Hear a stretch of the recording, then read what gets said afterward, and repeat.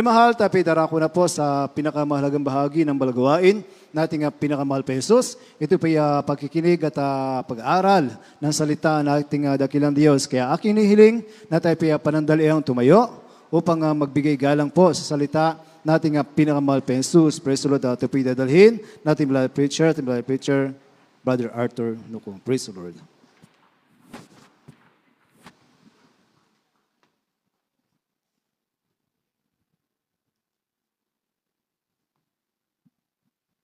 Purihin ang pinakamamahal na Panginoon. Sa oras na ito, mga kabati, panandalian po tayo madalangin sa ating pinakamamahal na Panginoon Jesus. Opo, mabanal, muli mahal na Panginoon sa oras nito.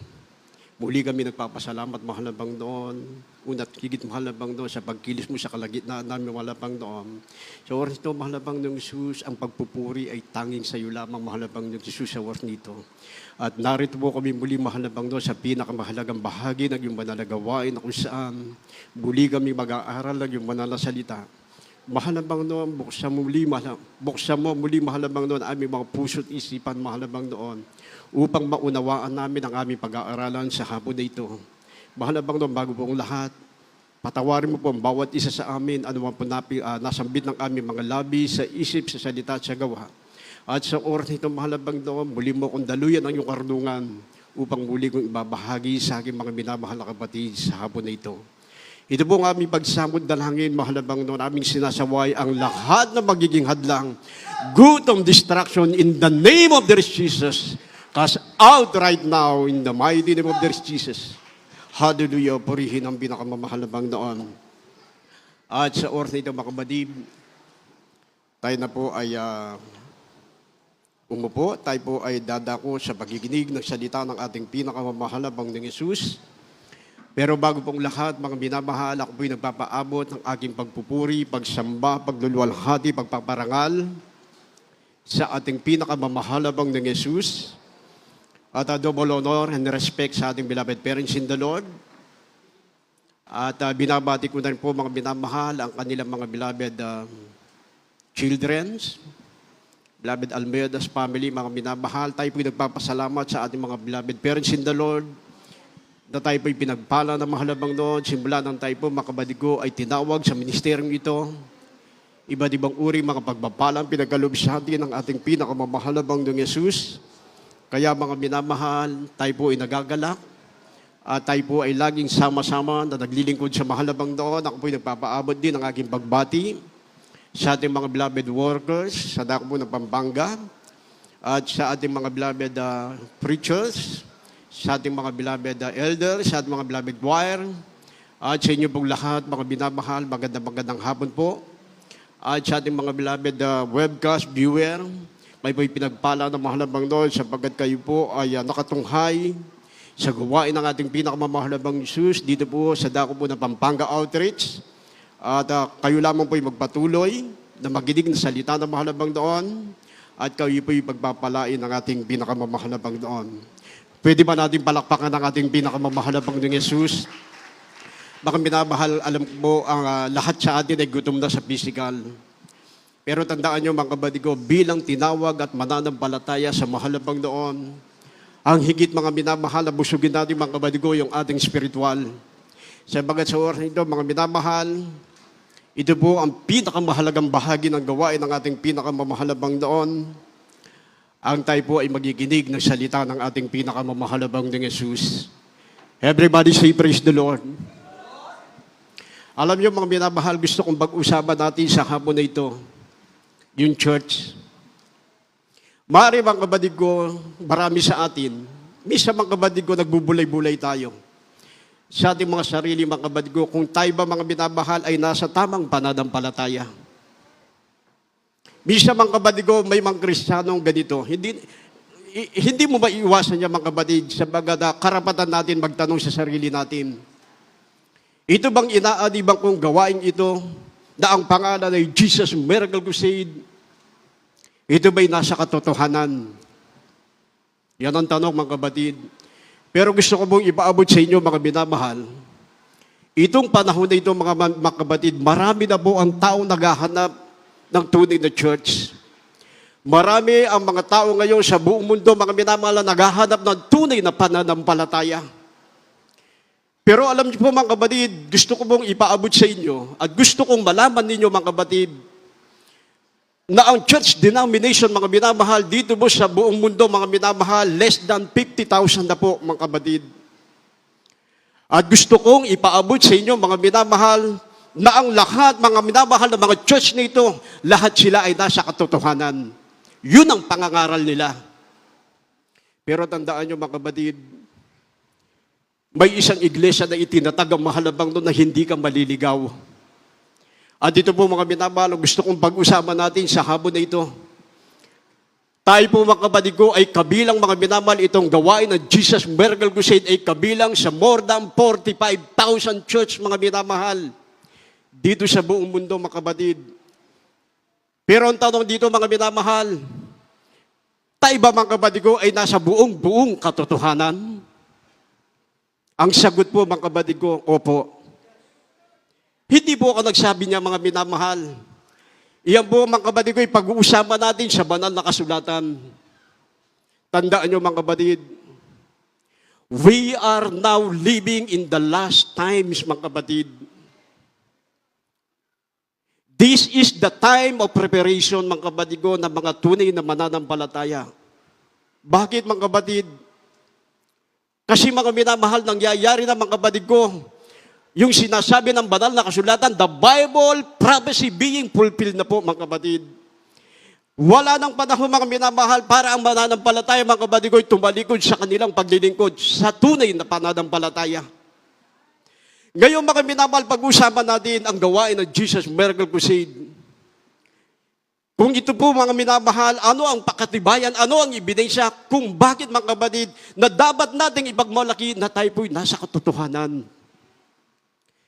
Alam niyo mga minamahal, bago umakyat ang mahalabang doon sa kanyang tahanan, meron siyang iniwan mga kapatid na isang mensahe. Gusto ko mga minamahal na pag-usapan natin at ito'y basahin natin dito po sa Book of Mark, sa wikang English po, beloved kernel. Sa wikang English, mga minamahal, gusto kong basahin natin from the book of Mark, chapter 16, verse 15 up to 18. Amen. Praise the Lord. God bless you, beloved preacher.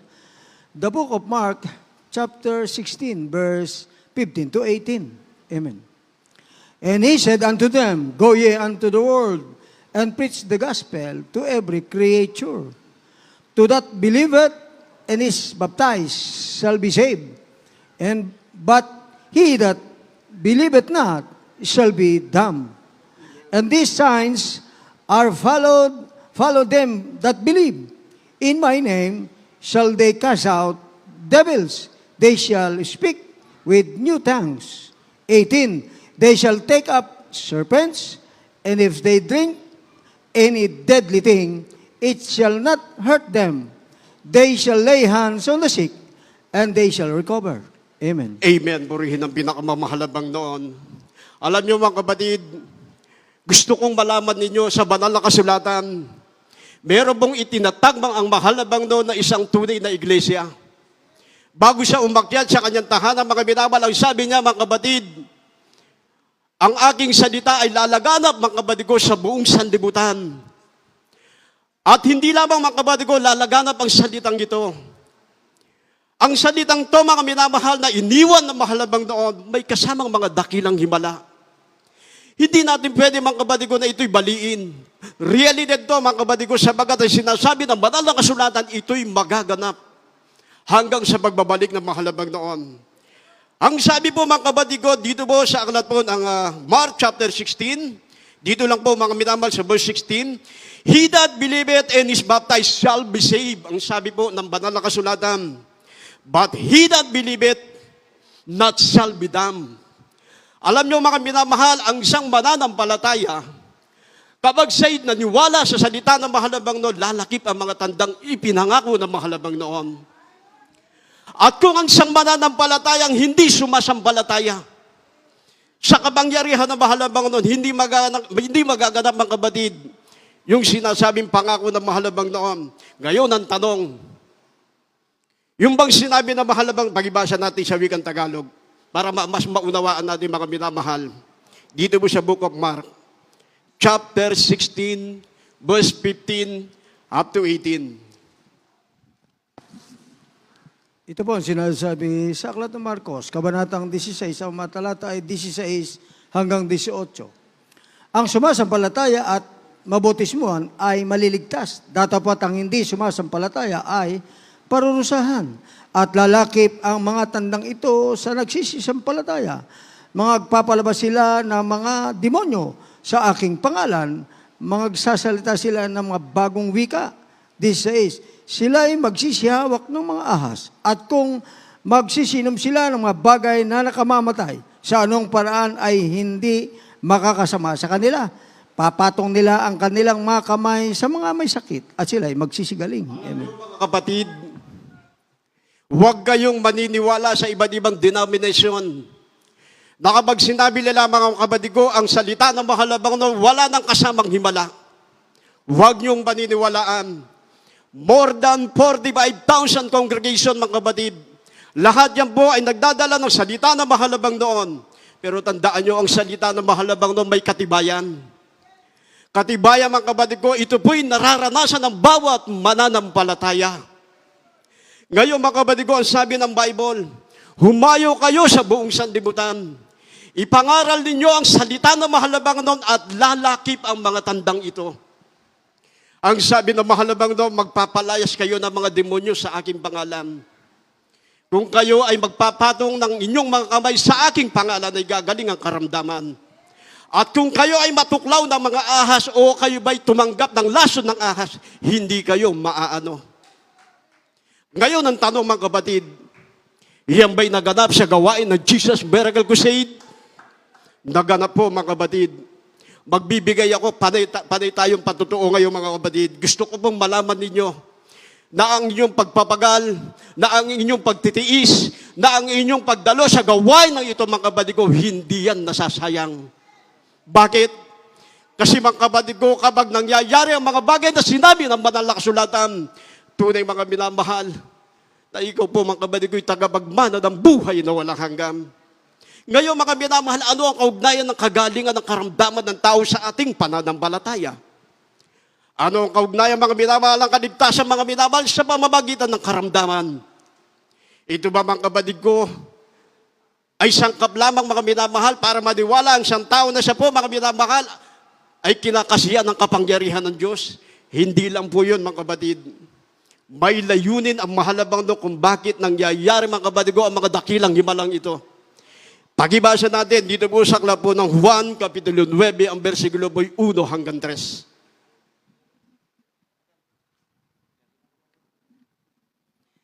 Dito po sa aklat ng Juan, Kapitulo 9, versikulo 1 hanggang 3. Ito po ang sinasabi. At sa pagdaraan niya, ay nakita niya ang isang lalaking bulag mula sa kanyang kapanganakan. 2, at itinanong niya sa kanyang mga alagad na nangagsasabi, Rabi, sino ang nagkasala? Ang taong ito o ang kanyang mga magulang upang siya ipinanganak na bulag. 3. Sumagot si Jesus, hindi dahil sa taong ito ay nagkasala, ni ang kanyang mga magulang man, kundi upang mahayag sa kanya ang mga gawa ng Diyos. Amen. Pwede ba na palakpakan ng ating pinakamamahalabang ng Jesus? Everybody say praise the Lord. Hindi lamang po, mga kapatid ko, salita ang pag-uusapan natin dito, mga kapatid. Gusto ko, mga minamahal, sa tulong ng ating pinakamamahalabang noon, sa oras ito, mga minamahal, madaragdagan, mga kapatid ko, ang lakas ng inyong pananampalataya. Bakit, mga minamahal? Gusto kong i-share sa inyo, mga minamahal, ang ginawa ng mahalabang noon sa ministeryong ito. Hindi na tayo aalis dito po sa Pampanggang ito, mga minamahal. I-share ko sa inyo, mga kapatid ko, ang himala na ginawa ng mahalabang noon sa ministeryong ito. Alam niyo, mga minamahal, sa binasa natin, habang naglalakad ang mahalabang noon kasama ang mga 12 disciples, nakita nila, mga minamahal, ang isang bulag, mga kapatid, na humihingi ng limos. Sinubukan ng mga disciple ang mahalabang noon, sinabi nila sa kanya, Rabay, sino ang nagkasala kung bakit ipinanganak na bulag ang taong ito? Siya ba o ang kanyang mga magulang? Ano sabi ng mahalabang doon? Hindi ang kanyang mga magulang o ang taong ito ang nagkasala kung bakit siya ipinanganak ng bulag.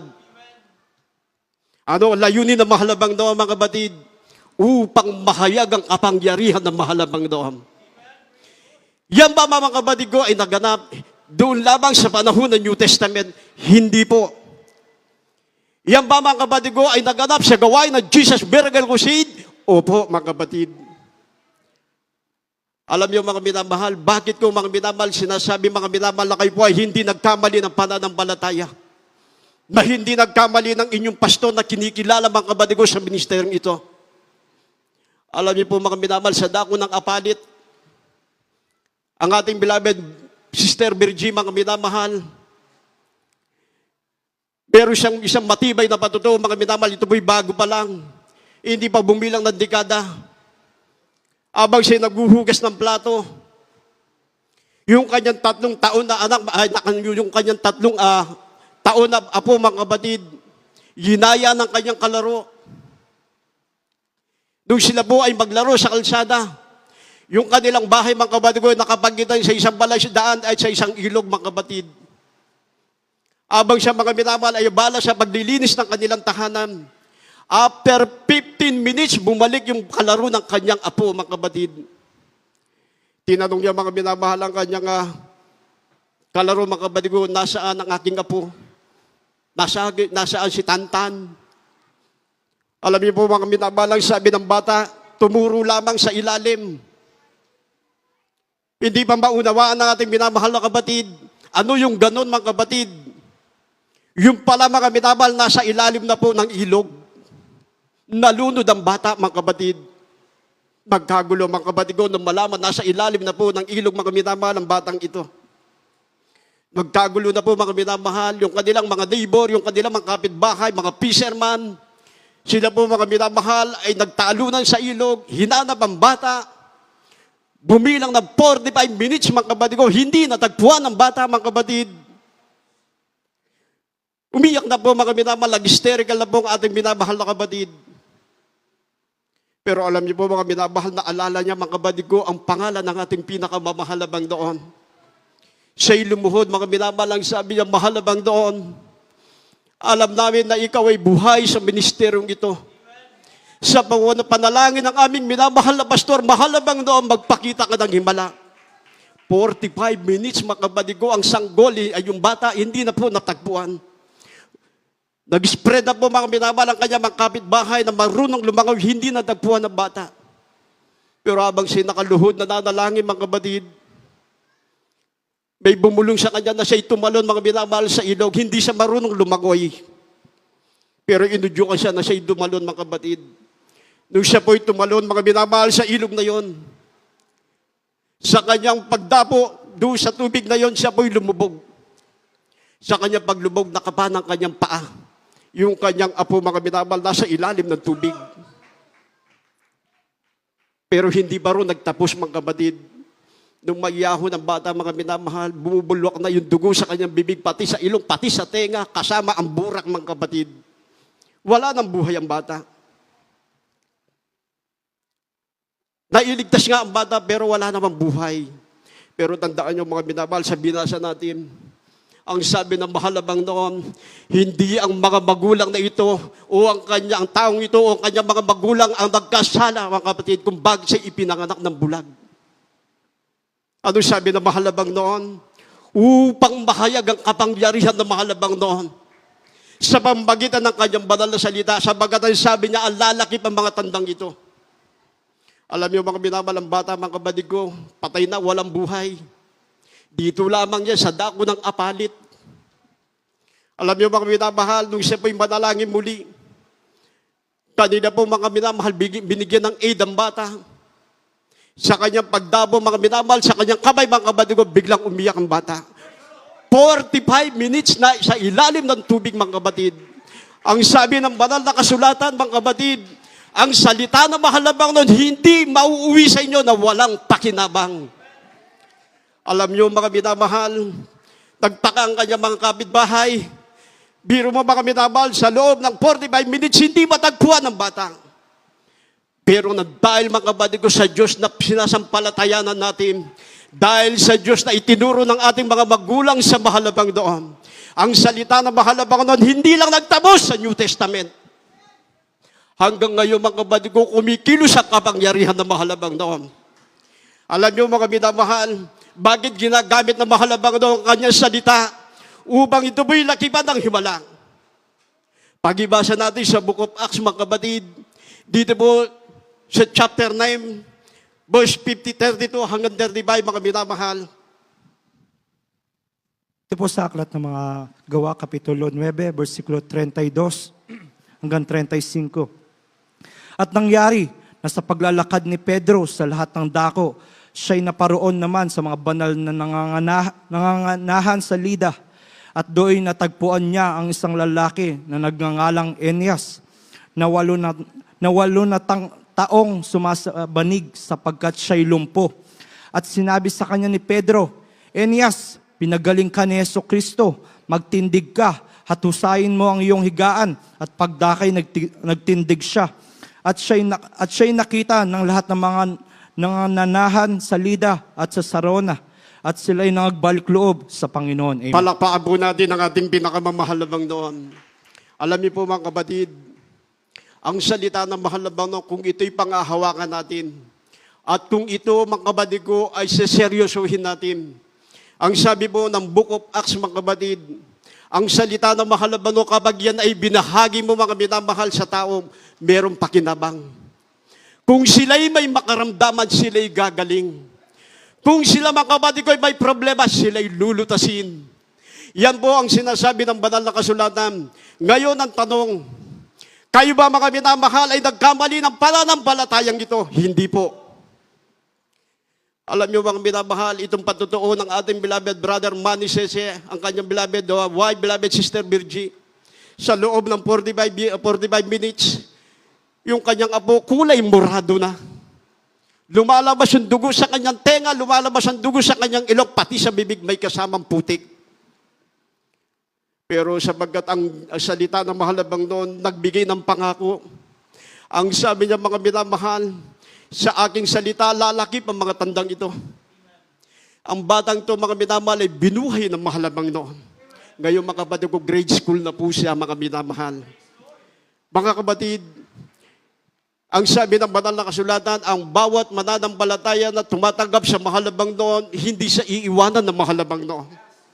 Ang sabi ng banal na kasulatan, ang mga nangangaral po, mga disciple, habang sila'y nangangaral, may mga lakip na mga himala. May mga lakip na mga pagpapagaling. Nung ang tao, mga minamahal, hindi naniniwala kung walang katibayan. Kahit sa Old Testament, kahit sa New Testament, mga kapatid. Kung hindi nagpakita ng himala ang mga disciples sa panahon na yun, walang lalapit sa mahalabang noon. Pero tandaan nyo mga minamahal, hindi kayo nagkamali ng inyong pananampalataya. Ang Diyos natin sa ministeryo ito na itinuro ng ating mga magulang sa mahalabang noon ay buhay. Ang sabi ng banal na kasulatan, kung kayo'y magsisihawak ng mga ahas, hindi kayo maaano. Sa dako ng kapas, mga kapatid ko, kapatiran natin.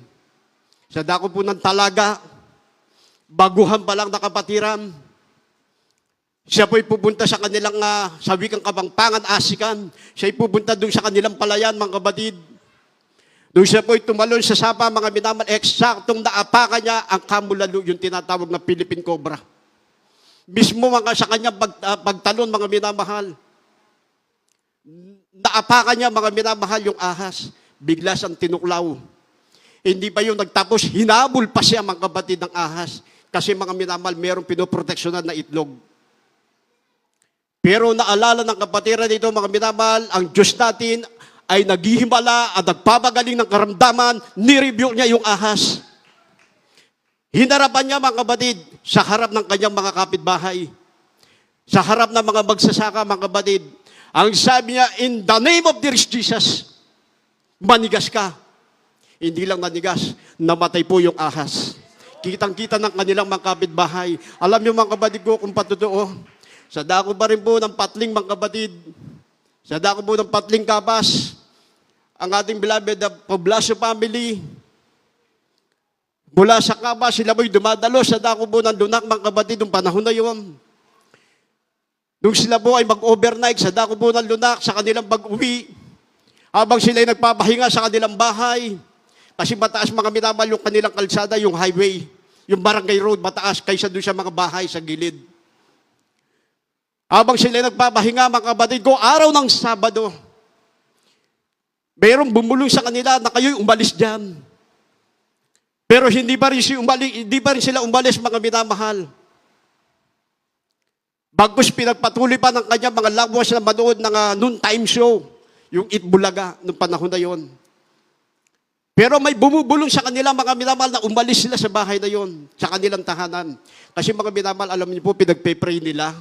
Kasi yung kanilang bahay, mga kapatid, ito po ay luma na. Gusto nilang baguhan yung bahay nila. Gusto nilang ipagawa, wala pa silang pampagawa. Nakita na mahalabang noon ang katapatan nila sa pagdilingkod. May bumulong sa kanila, mga kapatid ko, na sila po'y umalis, mga minamahal, sa kanilang tahanan, sa kanilang bahay. Kaya ayaw nilang umalis. Ang ginawa na mahalabang noon, nag-brand out mismo sa kanilang bahay. Wala nang madadahilan, mainit, walang power, hindi makapanood ng telebisyon.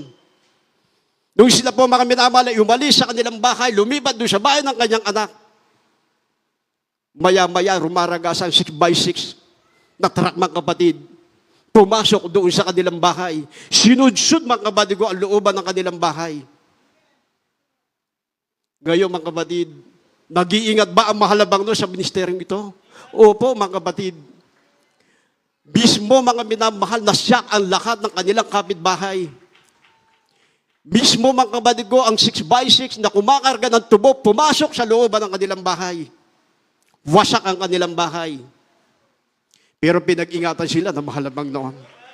Plus, mga kapatid, yung pinagpe-pray nila mga minamahal na mababago yung kanilang bahay, pinagawa, mga kapatid ko, na may-ari ng truck. Naging bago pa yung kanilang bahay. Alam niyo, mga kapatid, ang salita ng mahalabang noon, hindi pwedeng manligaw ng ibang pananampalataya. Simple lang, mga kapatid ko, ang salita ng mahalabang noon, may kalakip na mga dakilang himala. Ano po sabi po ng banal na kasulatan kung bakit, mga minamahal, napakapalad natin, mga minamahal? Bakit tayo, mga minamahal, napakaswerte natin, mga kapatid? Sabagat tayo po ay naging bunga ng ating mga magulang sa mahalabang noon. Pag-ibasa natin, dito po sa aklat po ng Lucas, Kapitulo 11, versikulo 20. Amen. Ito po sinasabi sa aklat ng Lucas, Kabanatang 11, at ang talata ay 20. Ngunit kung sa pamamagitan ng daliri ng Diyos ay nagpapalabas ako ng mga demonyo, dumating nga sa inyo ang kaharian ng Diyos. Purihin ang pinakamamahalabang doon. Everybody say, praise the Lord. Alam niyo, mga kapatid, hindi lamang kapangyarihan, mga minamahal, ang inilakip na mahalabang doon sa ministeryong ito. Hindi lamang kapangyarihan na mahalabang doon ang nagpapatunay sa ministeryong ito. Ano bang sabi ng banal na kasulatan? Dumating na sa atin ang kaharian na mahalabang doon. Maraming mga nangangaral ng salita na mahalabang doon na sila'y nasa katotohanan. Anong pruweba? Anong patutuo, mga kapatid? Ano ang ebidensya? Ako, mga kapatid ko, dati akong baptist.